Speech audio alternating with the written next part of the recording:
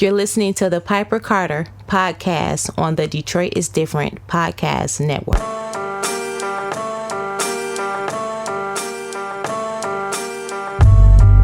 Welcome back to the Piper Carter podcast. You are listening to Piper Carter. And today we are talking about one of the subjects that is really close to my heart. That would be streetwear, fashion. And we are talking to, I'm going to use this word, I'm going to say the queen of Detroit streetwear, independent designer, amazing human being, entrepreneur, store owner, Melody Fresher. How are you, Melody? I am awesome. How are you? That means so much. Thank you. Yes. I'm a huge fan. I'm a fan of your work. I'm a fan of you. I love everything you do online. I love, what you do for women. I love your products. I just think your style is so fun. And, I love what you're doing in the game. Can you tell us about what do you have going on, right now? So right now, among the pandemic, we are just basically pivoting to do everything as before, just, in a safer way. So we do still have our weekly and monthly drop. So February is obviously an exciting month, especially if you're Black, because it's our month, right? Shortest month, but we'll take it. So, and it's a month of love. For me personally, it's three special things. Not only is it Black History Month and it's Valentine's Day, but it's also my 1-year anniversary with my husband, who I co-own AYVX Fresher with. So we get to celebrate that. We have some we're really excited. We have some Black history. I don't want to say Black history, but the African pan color, lots of stuff coming with that. Because it's February and June are that's when we really like to push those, that colorway. Of course, being in love, of course, we're having lots of pink and red coming from the Fresher brand, just because women love pink and red. And hopefully we'll be able to I'm speaking it into existence now, complete the first piece of our collab with both brands, because after all this time, we've never done that. So I'm excited. Wow. You know what's weird? Okay, it is weird that you haven't done it, because it feels like y'all have done it. But really, if I'm really honest with myself, I haven't actually seen a collab product, but y'all are always in each other's pictures. Exactly. And y'all promote each other's products and brands. Right. So, yeah. So when you said that, I was thinking huh? But now that my memory is coming to me, I realize yeah, okay. That's never been a mouthpiece. Yes. Wow. So, all right, so is it clothing or accessory? What is the collab? Clothing. Is it going to be unisex? Well, it'll be basically for men and women. We're going to do a mixed match piece. So if you're a woman and you have a man, and then just some coordinating style pieces. Wow. So yeah, and this is really, really, really exciting, because when I think of Detroit fashion, immediately historically what comes to mind is hair wars. Oh wow, yes, absolutely. And then another thing that comes to mind is the Ebony Fashion Fair. That's, historically, right? Mm-hmm. Right. And then I think about the Mad Hatter. I think about, there's so many, I think of Fast Freddy, Yes. And, the Scene, we had a TV show here in Detroit, historic TV show called The Scene. And that's where, I'm telling my age, where we would look to, to see what's hot, Exactly. But then, move through time, we look at Aaliyah, right? Mm-hmm. That brought, that type of style, God rest her soul. And, moving forward, Detroit has always been like, I'd say a combination of like, I call it like street chic and with like leather, and we look Yes. at even Puffy, right? The whole bad boy motif, he got that because he went to the strip club with Biggie in Detroit. And he was with the so-called D boys, and Detroiters were wearing the Air Force Ones with the jeans or with the leather pants, and then with the fitteds, with the D fitteds and stuff, with the blazers, right? Mm-hmm. And the Cardis and all that. And Puffy was like, oh, that's hot. And so Right. he took that motif, and that became the bad boy motif, right? In the 90s. And then we look, I don't know, a few years ago, where, we have some of the companies like Detroit is Different that made a mark with their kind of signature, kind of bold print on a t-shirt, right? Mm-hmm. And so all through this, I don't know, at least since I've been back in Detroit, there's been this place, it's called AYV. And, it's a place where the people who know in Detroit that know about fashion and know and like streetwear and like to look fresh but be a little unique is like, okay, that's the place to go, right? That's Right. the place to get the special things from when you want to be fly. And Melody Fresher is this person that people go to when they want to, when you like streetwear and you want to be fly and you want to, have that unique look and you want to, be special, right? You want to have something that's different. And Right. so, yeah, that's how I see what you've done and what you've been able to create. And I see you in the landscape of streetwear, and I see you growing. I see your brand growing. Thank you. Your visibility growing. And talk to us about your brand, like all of it, like the evolution of your brand, your vision, what you're doing, like all of that, like give it to us. So, just from the beginning, of course, I've been hosting parties, have mercy, at least 13 years now. So, or host, just being involved with events, period, downtown. And I've always loved to rock a t-shirt, whether I dress the t-shirt up or down. T-shirts are just, staple pieces, graphic tees, and all of that, what have you. So I would go and get some shirts printed up at your local print shop or wherever. Of course, if you couldn't find a specific shirt, you would just get the shirt made, right? So I got this, can I curse? I'm trying not to. Yeah, it's a podcast. You can do, yeah. Be yourself. Express yourself like Salt and Pepper said. Right. So I made this Such a Fucking Lady shirt because one time in particular, someone was describing me and they used that quote, like, like that's a lady, like that's a fucking lady. Like, you know what I mean? Like, I'm nice, but I'm really not the person you want to be on the other side of the table with, So, and that was a compliment, still. So I was like, I'm gonna get that on the shirt or whatever, because of course there were no Such a Fucking Lady shirts at Northland when it was still open, of course, at this point. So fast forward, I wear the shirt to a party. People are like, oh, I like that shirt. Like, I want to buy that shirt. And I'm like, well, I don't really, it's just one shirt. It's my shirt. At the time, all prior, I've always had a retail background. So very often, if I'm wearing something, it was coming from a local boutique or something like that. And that's what I would do. I would pass out cards. My nails, I didn't pay for nails coming up from a teenager into my early 20s until my nail tech moved away. Like, I would promote my nails. I promoted everything: hair, bundles, nails, clothes, shoes. People would give me stuff and give me a stack of flyers, and I would get rid of them because people are going to ask me, where'd you get that from?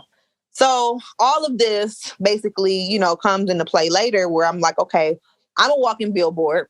I can sell salt to a slug, and people are interested in something that I made for myself. So I decided to produce that one shirt. And I'm like, well, if people buy it, we'll rock. And if people don't buy it, it's okay, because I'm not necessarily afraid of failure. You know, you never know until you try. And I didn't really want to have a t-shirt brand. So I've always had a bigger vision than just printing up t-shirts and, you know, flipping them on Etsy or whatever. So people went crazy over the shirt. I did a St. Patrick's Day shirt. St. Patrick's Day is still one of my best months, even though black folk ain't Irish, but it's cool. You know, it's cool. But people still, you know, I still sell a substantial amount of that particular quote on bags, t-shirts, sweatshirts. That's still one of my top selling items. It's my personal favorite just because when I put it on, I feel like a fucking lady. You know, I mean, it brings you up to speed. Like whatever the day has for me, I can take it. I got it. So that's the kind of confidence that I want to sell to my customer. That's the kind of confidence that I live by myself. So if you run into me, I am that billboard. You know, I am that, you know, reality. Like, I'm a lady. This is what, you know, my aim is. This is what I want you to feel like as a customer. Extra small to 3X, whatever size, shape, creed, color, whatever. We are all amazing in our own lights. And that's what that means to me. So after 6 years, 3 stores later, we're in downtown Royal Oak still. And I absolutely love it.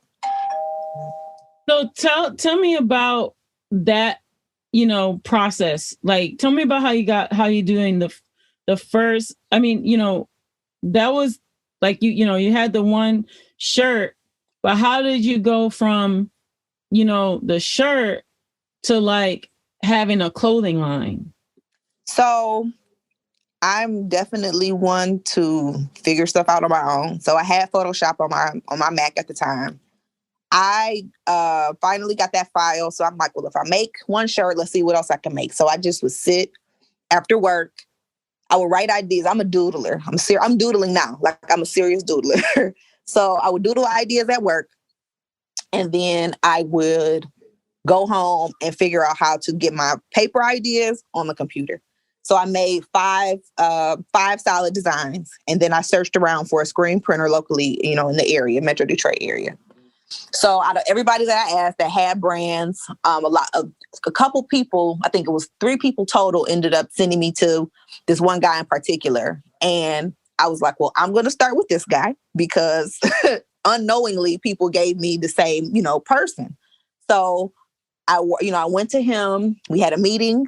He loved my designs. He was like, okay, I got you. We can do some stuff or whatever. And to this day, I still use him, and he's with all the shits. Like, if I say, yo, I think we should do this on this and do an ombre and whatever, he'll be like, all right, let me figure it out. I got you. Like, he'll do whatever just because he believes in me, and he's, you know, showed me and taught me different things when it comes to creating pieces, just teaching me processes. So I've never printed a shirt a day in my life. I don't knock anybody that does. It's just not what I'm about to do all night.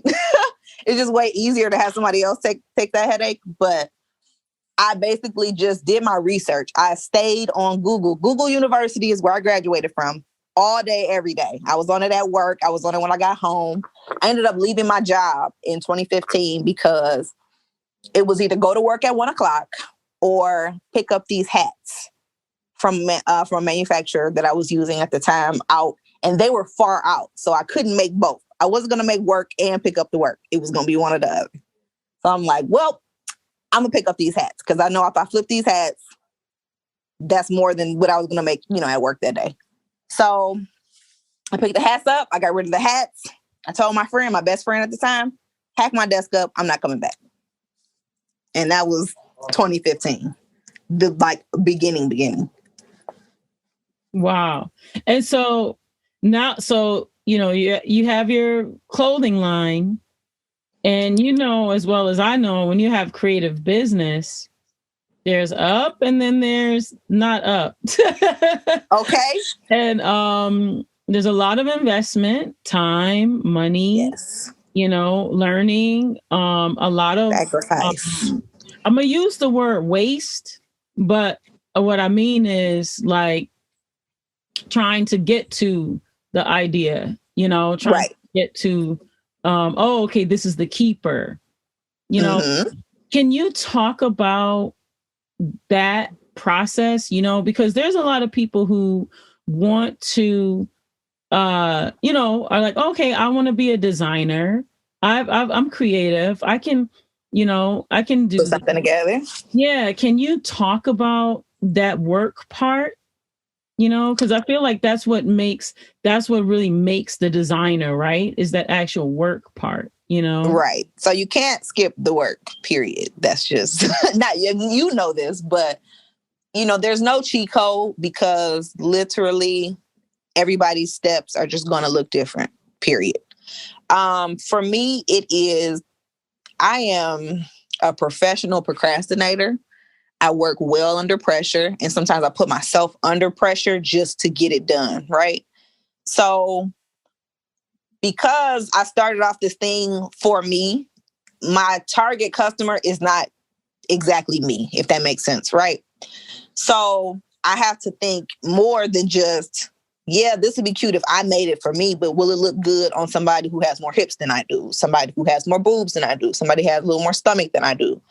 So I try to look at a general, you know, because my target, you know, my customers really range. They're young, they're older, they're mature, they are wealthy, you know, everybody looks different, but we all just have the same similarities that tie us all together. So for me, it's just trying it. Just I'm what I call it a pinky toe. Like I'll put my pinky toe in it. I'll make 5 of these and see how people like it. I'll make one of them, wear it on a Friday night and see how people respond to it. And if people like it, great. If they don't like it, then I learn that didn't work. And I keep that in my memory bank so I don't make that mistake again or, you know, invest too much money going in the wrong direction. So I don't think it's anything wrong with, you know, sampling until you get it right. It may not always be exactly how you wanted it or how it needed to be the first go round. You might print the shirt up and say, it looks better off center or, you know, down at the bottom or mix the design this way. But you won't know it until you make it and you put it on or you have somebody put it on or you wear it out and you just test it out. So I'm really, really big on that. Like my husband is like the opposite. He'll just be like, we'll make 100 of these and go. Like, and I'm like, no, like make 20 and then see what happens. Like put your pinky toe in first. I say that all the time. And you know what? I was talking to you a little bit before about being a designer in Detroit, which is interesting. So, you know, me, I'm by trade, I, was at least a fashion photographer for, I don't know, over 15 years, whatever, in New York City. And I also went to fashion school. I went to FIT. I went to Howard, but also also graduated from FIT. And so I know like a bajillion people in the fashion industry, people in fashion, New York, right? Yes. And so, going to fashion school, especially, and when I'm working in the industry, you get a chance to see what they would say under the hood, right? Of like processes. And in New York, there's so many ways to just get your products made, and you can get them made right there in New York City. You know, there's leather makers in Brooklyn. There's people who make buttons, on 28th Street. Like if you just go on 28th and Broadway in New York City, you could get every single thing that you need, right? Like that's the fashion district. Like anything you need for embroidery, for crocheting and knitting, for any type. Isn't that ironic? We don't have that here. We don't have that here. So talk to me about being a designer and your, I'm going to say like sourcing and manufacturing and production. Like, what is that like? Like being here as that's what you do, you're not doing this as a hobby. Like this is what you do. Can you talk about that a little bit? So you definitely have to network and Google. Because we don't have a street where you can just walk down and there are blocks and blocks of people who create things, and they are ready and open to make whatever you bring across a spec sheet to them, you know? So that's the only time I ever feel like I wished I lived in New York or LA, because we have no fashion district here. We have no, I'm not gonna say we have a fashion community, but it's just not as outlined as those other states, right? So for me, it's just piecing it all together. You know, I might go have to get these patches out of Pakistan or something, you know, but these other pieces, they're coming from some other place, you know? So it's just like, sometimes it's just, if I can't get it all done in one spot, that's fine. I'll figure it out and then I'll piece it together later. At this point, I don't, you know, have one manufacturer for everything. To this day, I don't. Because nobody is well, at this point that I found, it's nobody in the world that I found that just does it all. So I don't have a one-stop shop for anything. It don't work like that. I wish we had a district where I could just be like, let me go down the street tomorrow and, you know, get this stuff done. But it doesn't happen like that.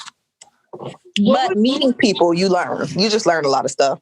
Yeah. And what would you say, like, okay, because when I first moved back here, there literally was, that was 2008. There literally was like, if you go into the neighborhoods, right, there's boutiques. Mm-hmm. And real boutiques. Yeah, real boutiques. And pretty much most of the boutiques are like, it's interesting. Most of the boutiques are like in the neighborhood. They're not downtown. Right. And so what would you say for you, you know, like being downtown, what is that difference as opposed to like maybe being in a neighborhood? But you're in downtown Royal Oak, but you know what I'm saying? It's a downtown area, you know, as opposed to being like in the neighborhood. So we were in Midtown 2016, 2017. Well, he was there a year before I was. I just didn't start until in-store stuff till 2016. I miss Midtown. Don't get me wrong. It's just right now, obviously, we have a lot of gentrified changes and other factors. So we outgrew the space that we were in. But when we announced, you know, we're moving to Royal Oak versus another like downtown location or anything like that, people really welcomed it. And that's when we really realized how far people were kind of going out their way to come shop with us, which is huge, you know, because you can go to your local, you know what I mean? Like whatever is closest to you and only stay in those places. We were actually coming closer to our demographic. And we didn't realize that until we made that move and said, hey, we're moving to Royal Oak in November 2017. So I feel like I'm closer to our people, you know? A lot of our customers didn't live in Midtown. They didn't live downtown. They lived in the suburbs. You know, some live east, some live west, but we were still right off the freeway. So people can still kind of get to us no matter where they're from. They can just hop on the freeway, come right up 11 Mile, and we're right there. So we're at home. We're at home where we are, thankfully. But that's how it felt to us. And I was just like, people, like literally all the comments were, congratulations. Now I don't have to come all the way to Midtown. Now I don't have to come all the way downtown. Like, oh, I didn't know you were coming all the way downtown because we saw you twice a week, you know, so. Wow. We feel closer.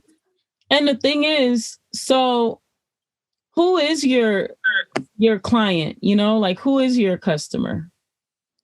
So my customer is,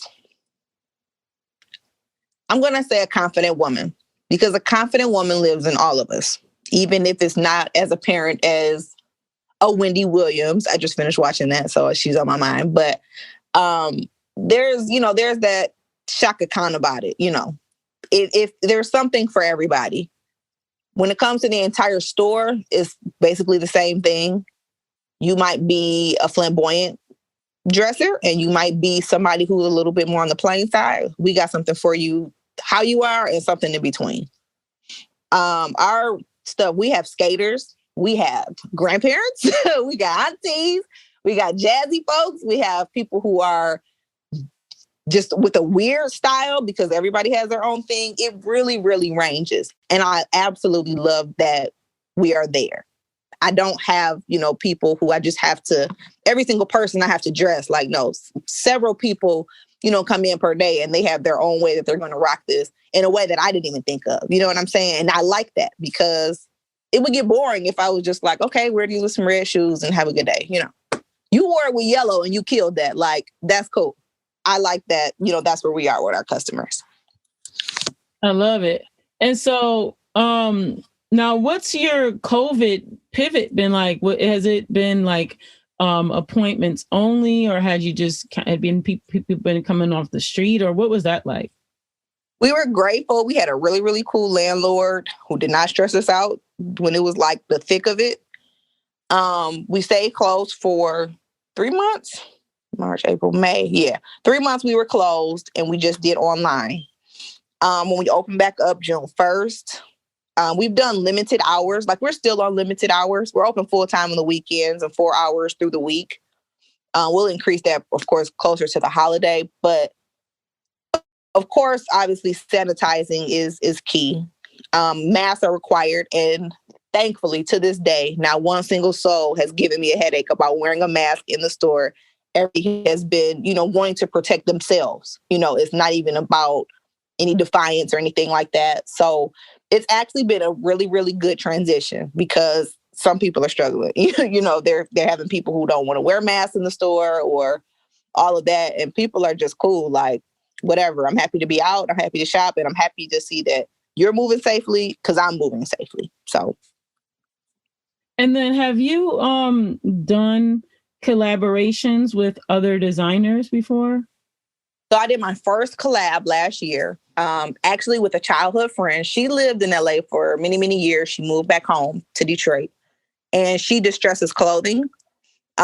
So just because she had just started her business last year, when she distressed some pieces of mine and we were selling them in the store, we marketed as a collab versus me just paying her per piece to distress and then I just sell it, in the store or whatever.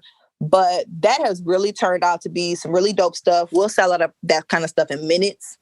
That's super exciting because, one, obviously making sales is great, but to help somebody else, bring visibility to their brand, working with her, helping her get her, tags and things together, that kind of stuff, that excites me and makes me happy to see, another woman win. And this is another woman that we were like playing in the sandbox kids. Like, this is somebody who she's one of my longest friendships in my life.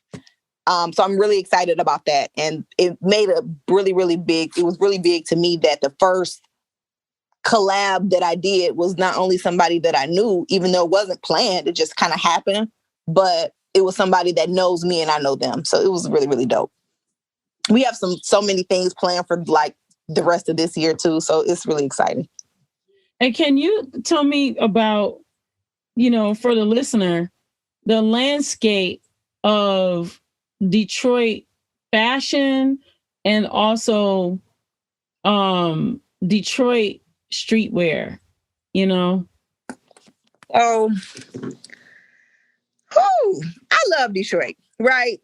And our style is one that people recognize when we're not there, no matter how different we all are. But to be different is not as celebrated in a lot of communities as being the same. So many people here, like earlier when you were talking about the boutiques in the neighborhood, I remember a time where my boutique didn't sell what your boutique sold, and we didn't sell, neither one of us sold what that boutique sold. Everybody was so individualized. And that's like gone. The idea of just not looking like everyone else, developing your own style, celebrating your own style. That's really what I focus on in my own brand, because I don't feel like we see that anymore. All these stores, you can go in these stores and everybody has the same thing. Everybody's trying to look like everyone else. And it's like, okay, when that dies, then everybody's on to this next thing. And then everybody's on to this next thing. And now you have a bunch of stuff in your closet that's played out instead of just getting some quality pieces that you can remix and wear for years and years and years. Like, what happened to that? I'm spending all this money, but it's all in a garbage bag by, in 3 months. That's not fashion anymore. Like, that's not fashion to me. And that's not dope to me because I don't believe in wasting no money. So I'm trying to buy some good stuff that, will last. So I feel like we've lost that art. And what about like, is there, I mean, I know in COVID it's probably definitely different, but is there like a designer like community in Detroit? I feel like people are starting to network and try to build some of those. I don't feel like it's a hardcore one. Just people kind of have their friends and people that they network with on a regular basis. But I definitely don't feel like we have a platform or a solid community to say, hi, this is Piper and she's looking to get into this particular thing. Let me introduce you to all of these people. You know what I'm saying? We don't have that. Mm-hmm. And lots of other places do, but we don't have that here. Yeah. And are you, the way that you have done your line, have you ever done the whole, like, go to the trade shows, like go to Magic and these types of things? Have you done that? Surprisingly, I have not. We were planning to go to Agenda and another show last year, and obviously that did not happen. But I've never done them. I'm always hosting an event, whether it's store related or just from like my regular events.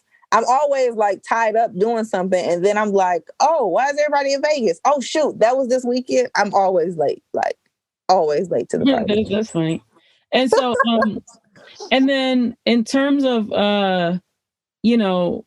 with the brand itself, how were you able to get like the trust of people to be like, okay, this, I want to get, I want to go here and get my clothes from here. I want to get my, as opposed to any other, store or designer. Like, how do you think you were able to, secure the trust of people?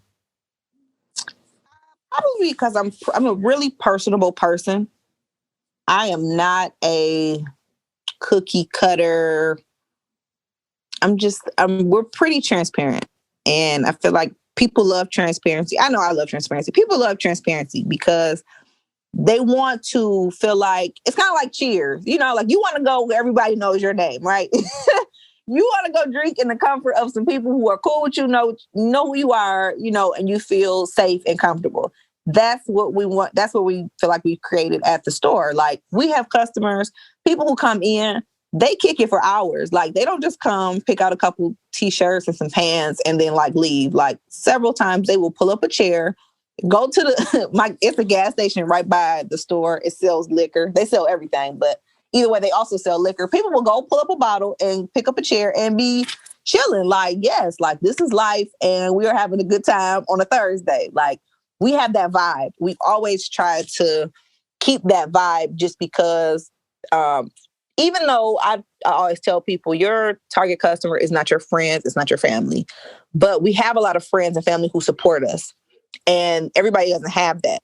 So the fact that our family and friends will sit and kick it, your customers, now they're comfortable with your family and friends because they feel like your family and friends too. And that's just the vibe. Like, I want you to, love whatever. I'm never going to be too salesy or like, just buy it just because like, no, I don't want to just sell you anything. I want you to love it. I want you to be able to understand how you can rock it, the versatility that the piece has. And I want you to be able to wear it again and again. If you're unhappy for any reason, let's figure out how we can fix it. So whatever I would expect or love to get when I walk into a store, that's what I try to give out to our customers because it's important to me. I appreciate, everybody that spends a single dollar because especially last year, you get the realization like you can be anywhere in the world spending your money. Okay. Like you don't have to spend your money with me, but you chose to spend it here. And I want you to know that we appreciate that. And we want to, in return, give you a quality piece and a great customer experience. I love it. Can you tell me something about Detroit, the Detroit fashion scene or the Detroit streetwear scene that I might not know that you feel like people should know?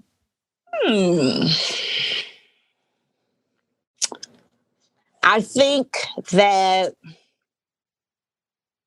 so there are only so many people that care about the details. My customers care about the details. So like we don't who is gonna sound shady, but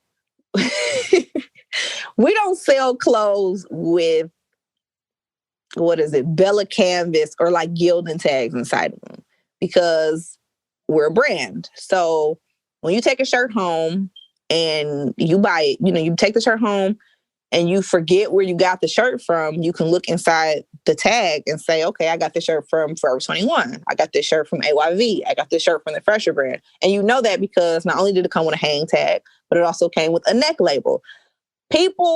A lot of people just get out here and they press whatever on a shirt and then they sell them. And I'm like, that's Gildan shirt. You know what I'm saying? Like, that's not your shirt. What's your name of your brand? Whose shirt is it? Because you still got Gildan in there. So I'm led to believe that this is Gildan shirt.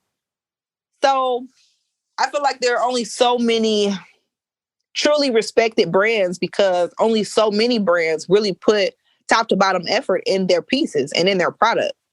And I hate the argument, you know, like we should support our Black businesses. We should pay top dollar or whatever that the person is, you know, asking. But at the same time, in return, are you measuring up? Are you measuring up what you're asking? Because I can't sell anything that doesn't have my label in it. That's not mine. Everything we do, like we're 100%, like we really, really put an effort into it, testing it out, figuring out what works, what doesn't work. So when you sell this stuff, like I'm not slanging on my trunk, like, and even when I was, it still mattered to me that my stuff had tags in it. Like that kind of stuff is really important to people who are into fashion and into detail. Mm. And then are you familiar or do you pay attention to the like nationally like women's streetwear? Absolutely. And it's, to me, it's kind of, well, I think it's getting bigger now. I feel like we've seen a surplus of designs and stuff over the last couple of years, one being the pandemic and just two people just emerging. But it's definitely not a huge market like male streetwear. Definitely not as big. And are there publications that you look to that where you feel like, you know, maybe like you would like to be in at some point? Not necessarily publications, but I do have a list of people that need to wear the Fresher brand before this is over. Okay. So I need to see Lil' Kim in a Such a Fucking Lady shirt. Like that would like make my life existence all worth it. Okay. Who else?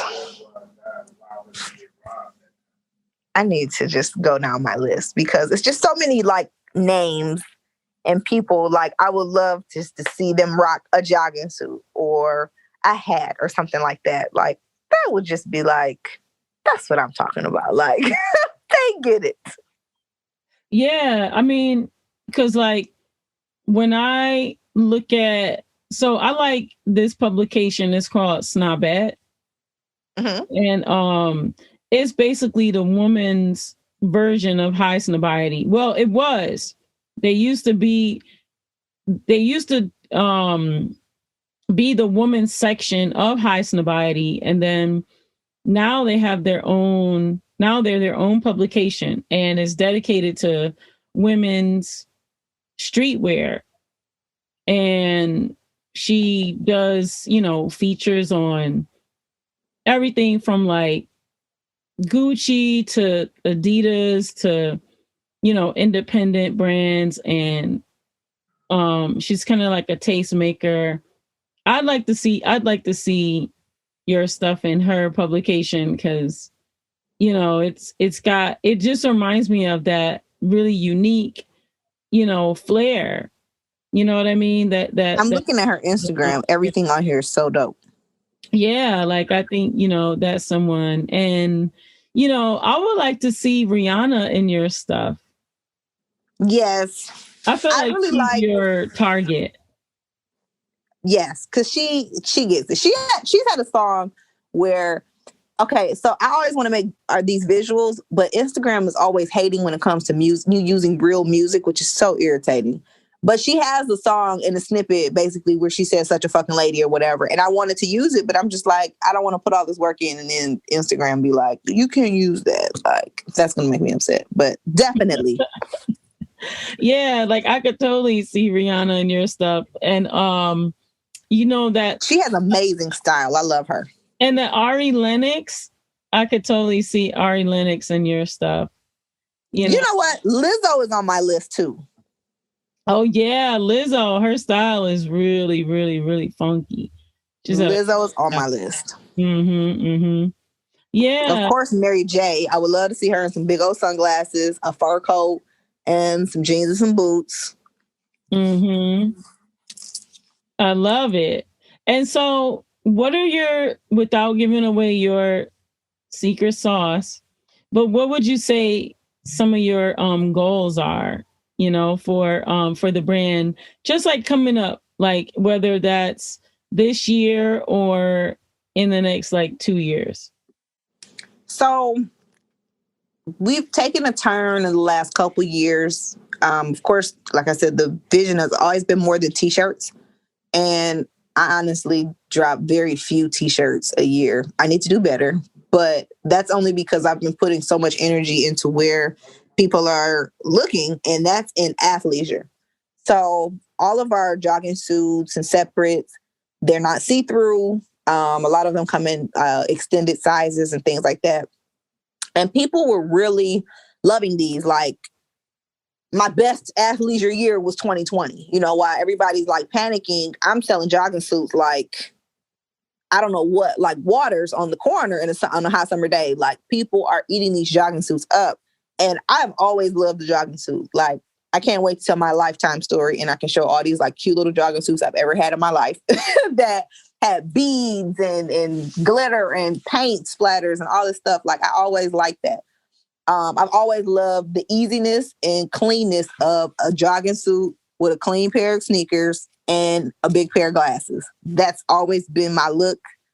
I'm pretty sure I could put a jogging suit picture at every age in that exact order, just because I've always liked that. So to see it come to fruition with the brand is really dope. But I do want to take another kind of curve and just get into more of the street chicness of it. And I want to do a lot more feminine things. So we're looking to do we are doing some sweater dresses this year, some more rompers, because people really liked our rompers and we did those. Just those more girly pieces once the world opens up and we actually have somewhere to wear these things to.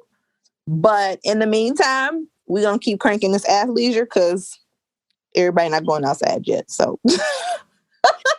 And you know what's interesting?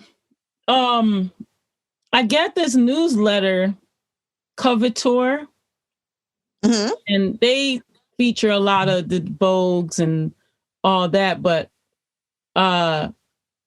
you know what? There's a whole, I don't know, genre, I would say, of women or people who actually, even in the middle of the pandemic, are still styling. And they're not going anywhere. They're just styling at home. Listen, I'm trying my best to muster up all my courage to figure out how to do my first TikTok video, okay? That has been the leader in making us feel like a woman again, like putting on lipstick, doing our hair, because so many of us were just so comfortable. Like, and it was me, because I wasn't going anywhere. And my husband is not one of those guys to be like, if you don't have on lipstick and 6-inch heels, like, I don't want to look at you. Like, he doesn't care. He likes me in a t-shirt and some socks. So we're all so comfortable. I'm not going anywhere but to Kroger and my store. So I'm not seeing anybody. But I remember in April of last year, I was like, I am tired of looking homeless. Like, I have to get cute, even if I'm just going to pick up some chicken and some noodles. Like, dude, I'm over it. I'm over feeling like I'm in jail. Kroger and Meijer became the mall. When you went to the mall and you got cute, you went with your friends to meet boys, like, that's what the grocery store is now. That's funny. That's so funny, but I think it's true. Aisle 6. You People clean get in flies. a mug. You Hilarious. going right back home. That's hilarious. And so, do you see now? Are you doing shoes? Didn't I see you do a sneaker? No, well, so what we did, we had a guy, we have a lot of people do pop-ups at our store and sip-in shops. So individual brands will come in and do that. We met a guy who designs, how do I say, he decorates sneakers, and he'll put different prints and snakeskin and rose print and denim and things like that. So he redecorated a pair of Air Force Ones for Kool-Aid and myself. And they had my rose denim. What else is on there? And polka dots? No, what's on my thing? He decorated them like our signs. And leopard, that's what's on mine. I would love to do a sneaker collab. It's in my long-term goal list to do with Puma or Converse. Jordan 1 can get it too. I definitely have some ideas for a Jordan 1 because that's my favorite shoe in the world. But I would love to do a sneaker collab. Yeah, I could totally see you doing that. And then you do. I saw you do some bags, right? Yes, we have duffels and backpacks. Yeah, and we did totes before too. I have to get back to that. Yeah, I think those are the ones I saw was the totes, and they were in the colors. They had the really cool colors. Yes, that was another thing I thought was ironic. I sold a hell of a lot of bags last year, and I'm like, where's everybody going? That's interesting. And then, are you doing like accessories? Like, did I see like headbands and this kind of thing? Yes. So every winter we do the ear warmer bands that go around. I really like those because if you have big hair, natural hair, you don't always want it smushed under a hat or like a beanie style. So people really love those, especially those with like dreads or locks. I'm not supposed to call them dreads, locks and just like the big poofy styles. I love this year. I'm trying to focus a little bit more on the accessories. So like hosiery and things like that. We have gotten a great response from our skirts. We've done a lot of skater skirts. I like that retro look a lot. So we did another collab with Genius Denim, and they distressed some denim skater skirts for us. And those turned out really, really sweet. Wow, that's so cool. And then do you do leather? Not yet. Yeah. But eventually. But most of your stuff is what? Like denim and jersey? Yeah. Okay. Yeah, that sounds like fun. And then you have those jean jackets? That was Kool-Aid. That was AYV. Oh, okay. Yeah. The jean jackets were fun too, Kool-Aid. Very fun. What's so amazing with his like growth, like he's always like dabbled, but you never know how far you never know how far you can go until you like push yourself, right? Or you're forced to like figure it out. So since we don't have a huge fashion district or, community where you can just depend on finding a trustworthy person, next door, he really has tested himself and proven himself as far as like sewing. Like it's so funny. People are always shocked. Like I can't really sew that well, but he can sew. Like he sews everything you see at the store, when it comes to those one-of-one pieces. So that's one of the things like we talked about because I can't sew, I can't do that. And I'll come to him with this idea and be like, oh, we should do this or we should do that. Or, he'll have this idea and it's like, we can't find someone to do it. So he'll figure out how to do it on his own. And he's done it. So, once you do anything, ride a bike, anything, you learn it and you do it a few times. Now you can do it in a short amount of time. And now you can do a lot of them in a short amount of time. So I'm excited because when he grows, that means I can grow. So if I have an idea that I can't knock out, I know I can get him to do it. Like, hey, I need to doing, I know you do the patches. Are y'all doing embroidery? Yeah, we have a lot of embroidered stuff. A lot of our beanies, that winter stuff is all embroidered. I have several jogging suits that are embroidered. I actually prefer embroidery than like the silk screen. I don't really like vinyl. I'm not a vinyl girl. A lot of the stuff in our my brand isn't. It doesn't have vinyl, but I like the rich, like the richness of like the embroidery because it'll last forever. You don't have to ever worried about it peeling off or anything crazy or melting away or anything like that. Mm-hmm. I love and it. To me, the thicker fabrics, it lasts better, than me just having something printed on top. Yeah. And so okay, we talked a little bit about your goals and things, and then product wise, we're coming up on, well, right now we're coming up on spring, or we might, well, for you, maybe you're already working on spring, but what do you see like, for spring? So pastels are my favorites every spring. I love the corals, the cotton candy pinks and blues, things like that. Hopefully we'll be able to knock out the like some of those dresses and rompers. Also just like those mix and match pieces. Just because our spring is not, I'm not gonna say we don't have a real spring, but you know how Michigan weather is. Like it'll be 30 degrees in spring. So layers are like key. So I like to try to play around with some layers. That way we can still feel springy, even though it may not be, the sun may not be cooperating. Yeah, I love it. I love it. Well, I'm glad you took the time to like, just come by here and, just share a little bit about yourself and the line and the store and Detroit fashion and what's going on. And so, how can folks, connect with you and support what all that you're doing? Definitely follow me. You can follow my personal page, which is Melody Fresh. It's 3 H's on the end. Of course, follow the Fresher brand on any and all platforms. We're always trying to create engaging content to just laugh and get through the day. If anybody follows me, they'll know that I like to post some very silly stuff just because I like to laugh.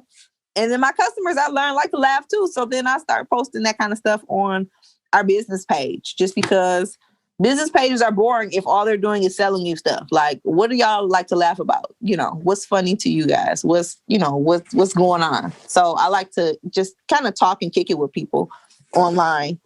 Our store is open 7 days a week. We're in downtown Royal Oak. We're on 11 Mile in between Maine and Washington. Come see us.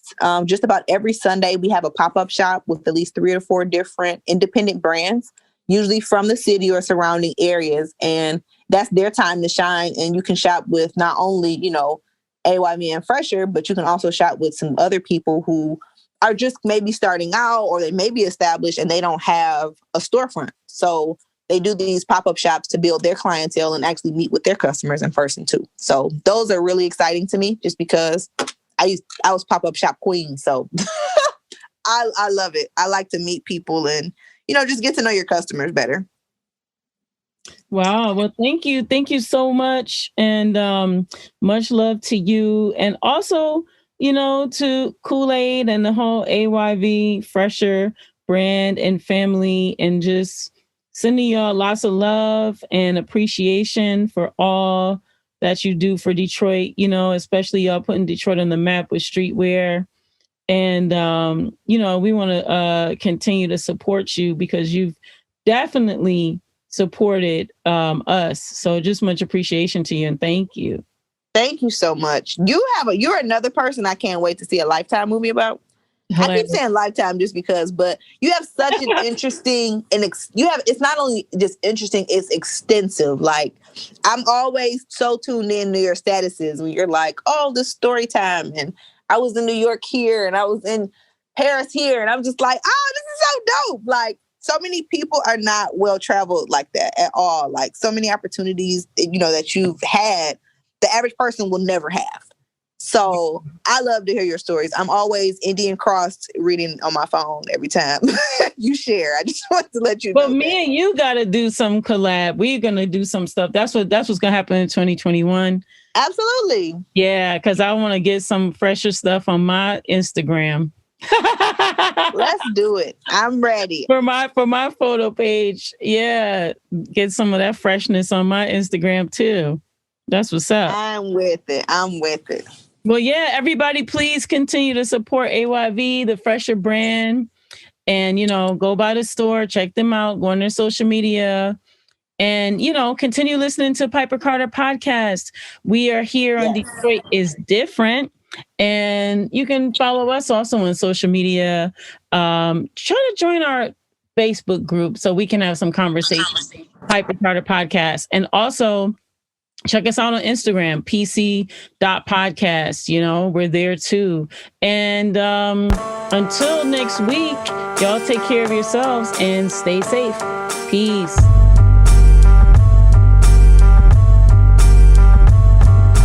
Tune in weekly to the Piper Carter Podcast with Piper Carter for a conscious take on music, arts, politics, and fashion. The founder of We Found Hip Hop has a say on what you should know about culture with a balanced conscience. Subscribe, like, and share on Apple iTunes, Google Play, or Stitcher to the Piper Carter Podcast to hear the stories and thoughts of Piper Carter. Follow Piper Carter on Instagram at Piper Carter.